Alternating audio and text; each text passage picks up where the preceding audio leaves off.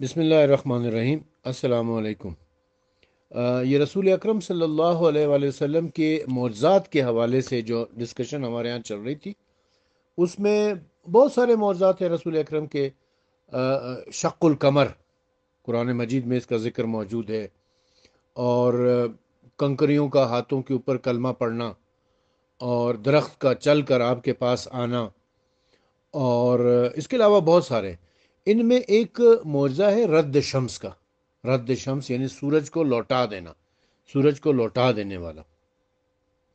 چونکہ اس معجزے میں یہ ہے تو رسول اکرم صلی اللہ علیہ وآلہ وسلم کا معجزہ، لیکن چونکہ اس معجزے میں علی علیہ الصلوۃ والسلام کا ذکر آ جاتا ہے کہ علی علیہ السلام کی خاطر رسول اکرم صلی اللہ علیہ وآلہ وسلم نے سورج کو پلٹایا تھا۔ رد شمس کا جو معجزہ ہے، رد شمس کا جو واقعہ ہے، یہ رسول اکرم صلی اللہ علیہ وسلم نے جو انگلی کا اشارہ کیا، سورج پلٹ آیا، یہ علی علیہ السلام کی خاطر تھا، کیونکہ علی علیہ السلام کی نماز عصر جو ہے وہ قضا ہو رہی تھی اس سلسلے میں۔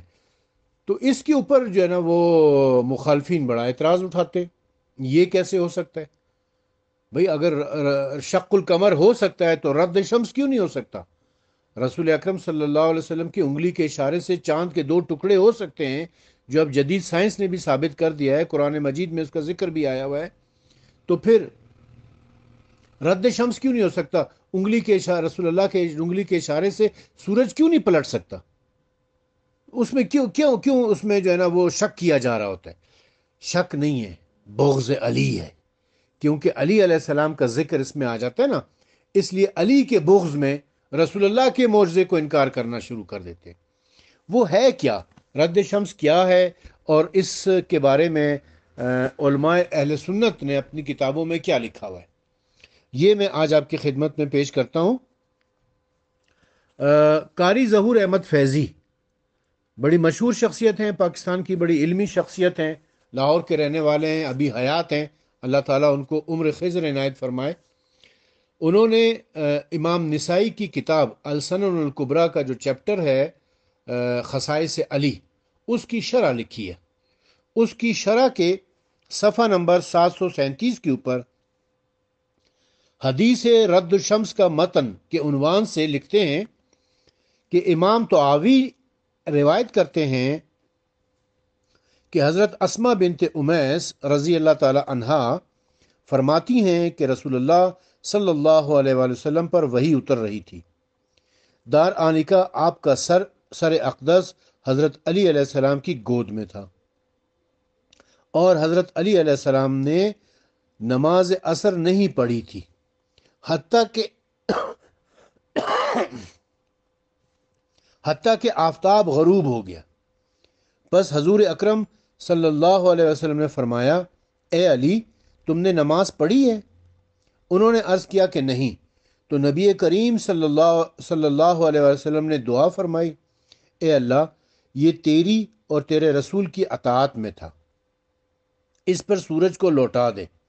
حضرت اسما بنت امیس رضی اللہ تعالی عنہ فرماتی ہیں، میں نے دیکھا کہ سورج غروب ہو گیا تھا، پھر میں نے اس کو غروب ہونے کے بعد طلوع ہوتے ہوئے دیکھا۔ اب یہ کس کتاب میں؟ یہ مشکل الآثار جلد نمبر 4 حدیث نمبر 385، تحفۃ الاخیار بالترتیب شرح مشکل الآثار، ان دونوں کتابوں کے اندر یہ موجود ہے۔ اور یہ امام طحاوی جو ہیں، یہ اہل سنت کے امام ہیں، حدیث کے امام ہیں یہ۔ اور یہ جن کتابوں کا میں نے ریفرنس دیا ہے، جن کتابوں کا ریفرنس قاری ظہور احمد فیضی نے دیا ہے، یہ دونوں کتابیں اہل سنت کی مستند کتابوں میں شمار ہوتی ہیں۔ مگر چونکہ علی علیہ السلام کی خاطر رسول اللہ نے سورج کو پلٹایا تھا، لہٰذا اس حدیث کے اوپر شک کیا جانے لگا۔ بعض نے تو یہاں تک کہہ دیا کہ موضوع ہے، جعلی ہے، گڑی ہوئی حدیث ہے۔ اس حوالے سے امام طحاوی ایک اور سند کے ساتھ لکھتے ہیں۔ وہ کہتے ہیں کہ حضرت اسما بنت امیس رضی اللہ تعالیٰ عنہ فرماتی ہیں کہ نبی کریم صلی اللہ علیہ وسلم نے مقام صحبہ میں نماز ظہر ادا فرمائی، پھر حضرت علی علیہ السلام کو کسی کام کے لیے بھیجا۔ جب وہ واپس آئے تو نبی کریم صلی اللہ علیہ وآلہ وسلم نے نماز عصر پڑھ چکے تھے۔ پھر نبی کریم صلی اللہ علیہ وسلم حضرت علی علیہ السلام کی گود میں سر اقدس رکھ کر سو گئے اور انہوں نے کوئی حرکت نہ کی حتیٰ کہ سورج غروب ہو گیا۔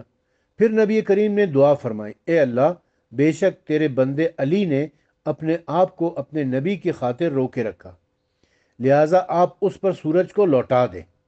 حضرت اسما بنت امیس رضی اللہ تعالی عنہا فرماتی ہیں، پھر سورج طلوع ہو گیا حتیٰ کہ اس کی روشنی پہاڑوں اور زمین پر واقع ہوئی۔ پھر حضرت علی علیہ السلام اٹھے، وضو کیا اور نماز عصر ادا فرمائی۔ پھر سورج غروب ہو گیا۔ یہ واقعہ خیبر میں مقام صحبہ پر واقعہ ہوا تھا۔ اس کے لیے جو ریفرنسز انہوں نے دے رکھے ہیں وہ یہ کتاب ہے مشکل الآثار، جلد نمبر 4، حدیث نمبر 3851، تحفۃ الاخیار بالترتیب شرح مشکل الآثار۔ اچھا، اب یہ حضرت اسما بنت امیس کون ہیں جو اس حدیث کی راوی ہیں؟ یہ حضرت اسما بنت امیس حضرت ابو بکر کی زوجہ ہیں، حضرت ابو بکر کی زوجہ، جن سے بعد میں پھر علی علیہ السلام نے نکاح کیا تھا۔ حضرت ابو بکر کی وفات کے بعد، عدت کی مدت پوری ہونے کے بعد علی علیہ السلام نے ان سے نکاح کیا تھا۔ لیکن جس وقت یہ حدیث واقعہ ہوئی ہے، یہ واقعہ جب ہوا ہے، یہ واقعہ جب رونما ہوا ہے، اس وقت اسما بنت امیس حضرت ابو بکر کی زوجہ تھی۔ اچھا، قاری ظہور احمد فیضی اس حوالے سے مزید لکھتے ہیں کہ امام طحاوی کے علاوہ یہ حدیث امام طبرانی، امام ابن عساکر، امام سبکی اور امام نور الدین ہیثمی نے بھی ذکر کی ہے۔ اولو العزم محدثین نے اس حدیث کو روایت کر کے اس کی صحت کا قول کیا ہے، جبکہ بعض متشددین نے اس کو موضوع گمان کیا ہے۔ خصوصاً ابن جوزی نے خاصی شدت سے کام لیا ہے، اور بعد میں ابن جوزی کے کچھ ہمنوا بھی پیدا ہو گئے۔ لہٰذا یہاں ہم اس حدیث کی تحقیق پر علماء کرام کی عبارات پیش کر رہے ہیں۔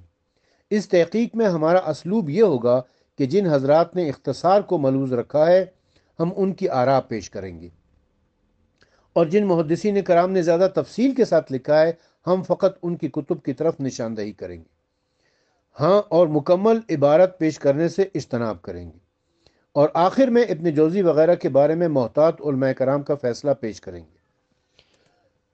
لکھتے ہیں کہ حافظ ہیثمی کی تحقیق ہے کہ علامہ ہیثمی فرماتے ہیں کہ اس حدیث کو امام طبرانی نے متعدد سندوں کے ساتھ ذکر کیا ہے، اور ان کی ایک سند کے تمام راوی صحیح حدیث کے راوی ہیں، ما سوا ابراہیم بن حسن کے، اور وہ ثقہ ہیں۔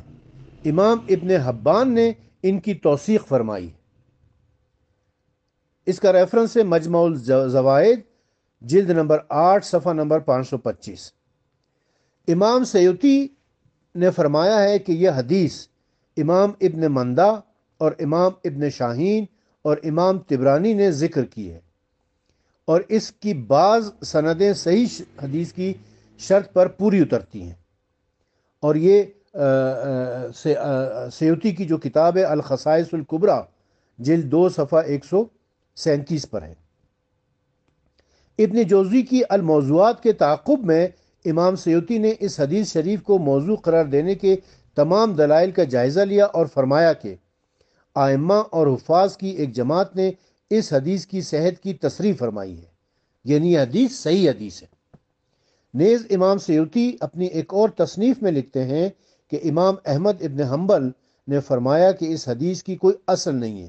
میں کہتا ہوں کہ اس حدیث کو امام ابن مندہ اور امام ابن شاہین نے اسما بنت امیس سے روایت کیا ہے، اور امام ابن مردویہ نے حضرت ابو ہریرہ سے روایت کیا ہے، اور یہ دونوں سندیں حسن ہیں۔ امام طحاوی اور قاضی ایاز نے اسے صحیح کہا ہے، اور امام ابن جوزی نے اس حدیث کے موضوع ہونے کا جو دعویٰ کیا ہے یہ اس کی خطا ہے، جیسا کہ ہم نے مختصر الموضوعات اور التعقیبات میں اس بات کی وضاحت کی ہے۔ مزید لکھتے ہیں کہ امام سیوطی نے الحاوی للفتاوی میں بھی اس حدیث کی صحت بیان فرمائی ہے۔ امام مغلطائی نے فرمایا کہ اس حدیث کے راوی ثقہ ہیں۔ امام سخاوی مشہور محدث امام عبد الرحمن سخاوی نے بھی امام طحاوی اور قاضی ایاز الدین کی تحقیق پر اعتماد کیا ہے۔ ملا علی قاری شرح الشفا میں اس حدیث پر مختصر آرا نقل کرنے کے بعد آخر میں فرمایا کہ اس حدیث کی اصل ثابت ہے اور متعدد اسانید کے باعث یہ حدیث حسن ہے۔ ایک اور مقام پر ملا علی قاری نے اس حدیث کے متعلق پہلے امام سیوطی رحمۃ اللہ علیہ کی طرح لکھا اور پھر یہ تبصرہ فرمایا کہ اس حدیث کی نفی کرنے والوں نے حضرت علی علیہ السلام کی وجہ سے نفی کی ہے، اور اس کو ثابت کرنے والوں نے کی نگاہیں نبی کریم صلی اللہ علیہ وسلم کی دعا پر مرکوز تھی۔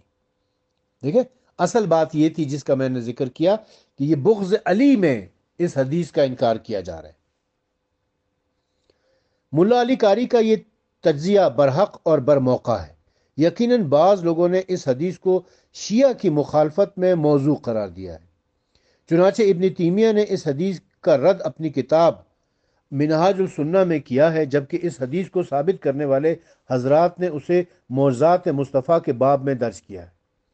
مثلا امام طحاوی لکھتے ہیں کہ احمد بن صالح سے روایت ہے کہ وہ فرمایا کرتے تھے کہ جس شخص کو علم کے ساتھ کوئی واسطہ ہو اسے یہ زیب نہیں دیتا کہ وہ حضرت اسما بنت امیس رضی اللہ تعالی عنہا کی حدیث سے پیچھے رہے، اس لیے کہ یہ حدیث عظیم ترین علامات نبوت سے ہے۔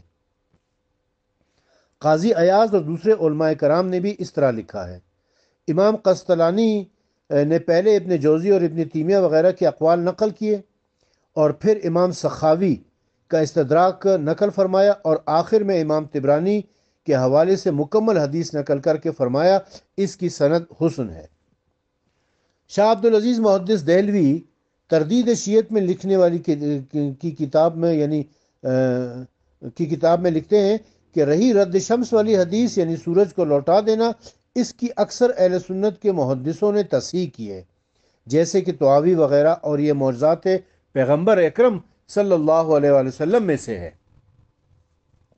تو ابھی اگر اس کے اوپر بحث کرنا شروع کریں نا تو قاری ظہور احمد فیضی صاحب نے تو اتنی لمبی بحث کی ہے کہ اس ایک کے اوپر، اسی حدیث کے اوپر انہوں نے کئی علماء اہل سنت کی اقتباسات لکھے ہیں اور پھر اس کے اوپر مستقل تصانیف لکھی ہیں کہ حدیث رد شمس پر مستقل تصانیف جو علماء اہل سنت نے کر رکھی ہیں، اور اس کے بارے میں مختلف رائے، یعنی انہوں نے کوئی تقریباً 20 صفحات کے اوپر صرف اس ایک حدیث کے اوپر بحث کی ہے۔ تقریباً 20 صفحات جو ہے نا وہ اس ایک حدیث کے اوپر انہوں نے بحث کر کے بتایا ہے کہ یہ حدیث صحیح حدیث ہے۔ لیکن اللہ برا کرے تعصب کا، بغض علی کا، جس کا کوئی علاج ہمارے پاس نہیں ہے۔ اب اسی کی تائید میں بائبل سے ایک روایت آپ کی خدمت میں پیش کرتا ہوں۔ بائبل کہ جس کی ایک کتاب ہے بائبل، آپ جانتے ہیں کہ 2 حصوں پر مشتمل ہے، پرانا عہد نامہ اور نیا عہد نامہ۔ کتاب مقدس کے نام سے جو بائبل شائع ہوئی ہے، جو پروٹسٹنٹ فرقے کی بائبل ہے، اس کی پرانے عہد نامے کی کتاب یشوع، یہ یعنی حضرت یشوع بن نون جو کہ حضرت موسیٰ علیہ السلام کے وصی تھے، حضرت موسیٰ علیہ السلام کے وصی تھے حضرت یشوع بن نون، ان کے حوالے سے ایک واقعہ لکھا ہوا ہے۔ وہ کیا ہے جی؟ وہ یہ ہے کہ اس میں یشوع کی کتاب یشوع، باب نمبر ہے اس کا باب نمبر 10 اور آیت نمبر 12، 13 اور 14، یہ 3 مسلسل آیات ہیں۔ باب نمبر 10، پھر سن لیں، بائبل پرانا عہد نامہ کتاب یشوع باب نمبر 10 آیت نمبر 12، 13 اور 14 لکھا ہوا ہے کہ اور اس دن جب خداوند نے اموریوں کو بنی اسرائیل کے قابو میں کر دیا تو یشوع نے خداوند کے حضور بنی اسرائیل کے سامنے یہ کہا، اے سورج تو جبون پر اور اے چاند تو وادی ایلون پر ٹھہرا رہے۔ اور سورج ٹھہر گیا اور چاند تھما رہا جب تک قوم نے اپنے دشمنوں سے اپنا انتقام نہ لے لیا۔ کیا یہ عاشر کی کتاب میں نہیں لکھا؟ اور سورج آسمان کے بیچوں بیچ ٹھہرا رہا اور تقریباً سارے دن ڈوبنے میں جلدی نہ کی، اور ایسا دن نہ کبھی اس سے پہلے ہوا ہے اور نہ اس کے بعد میں جس میں خداوند نے کسی آدمی کی بات سنی ہو، کیونکہ خداوند اسرائیلیوں کی خاطر لڑا۔ اب یہ بائبل سے میں نے آپ کی خدمت میں پیش کیا۔ جو لوگ رسول اکرم صلی اللہ علیہ وسلم کے رد شمس کے معجزے کا انکار کر رہے ہیں، اگر ان میں تھوڑی سی بھی شرم ہے تو وہ بائبل میں حضرت موسیٰ علیہ السلام کے وصی یشوع بن نون کا یہ معجزہ دیکھ لیں کہ جب موسیٰ علیہ السلام کے وصی حضرت یشوع بن نون سورج کو ٹھہرا سکتے ہیں، دعا کریں اللہ تعالیٰ سے اور اللہ تعالیٰ سورج کو ٹھہرا دے، جب وہ چاند کو ٹھہرا سکتے ہیں، تو رسول اکرم صلی اللہ علیہ وسلم جو سید المرسلین ہیں، جو اشرف الانبیاء ہیں، جو خاتم النبیین ہیں، جو رحمت للعالمین ہیں، ان کے انگلی کے اشارے سے چاند کے دو ٹکڑے کیوں نہیں ہو سکتے؟ ان کے انگلی کے اشارے سے سورج پلٹ کر کیوں نہیں آ سکتا؟ یقیناً آ سکتا ہے، بالکل آ سکتا ہے، اور ایسا ہوا بھی ہے۔ لیکن شق القمر کا انکار نہیں کرتے یہ لوگ، کیونکہ شق القمر کا ایک تو علی علیہ السلام سے تعلق نہیں بن رہا ہے نا، وہ خالصتاً رسول اکرم صلی اللہ علیہ وسلم کا معجزہ ہے، اور انگلی کا اشارہ کیا، چاند کے دو ٹکڑے ہو گئے۔ سائنس نے بھی یہ چیز پروف کر دی آج کل۔ لیکن رد شمس کا انکار کیوں ہے؟ کہ یہ علی کی خاطر ہوا تھا، تو بغض علی میں جلنے والے رسول اکرم صلی اللہ علیہ وسلم کے معجزات کا بھی انکار کرنے لگے ہیں۔ یہ ہے مومن اور منافق کی پہچان، کہ جو مومن ہوتا ہے وہ علی علیہ السلام کے فضائل بیان کرتا ہے، ان سے محبت کرتا ہے، جو منافق ہوتا ہے وہ ان سے بغض رکھتا ہے، ان سے جلتا ہے، یہاں تک کہ رسول اکرم صلی اللہ علیہ وآلہ وسلم کے واضح معجزات کا بھی انکار کرنے لگ جاتا ہے۔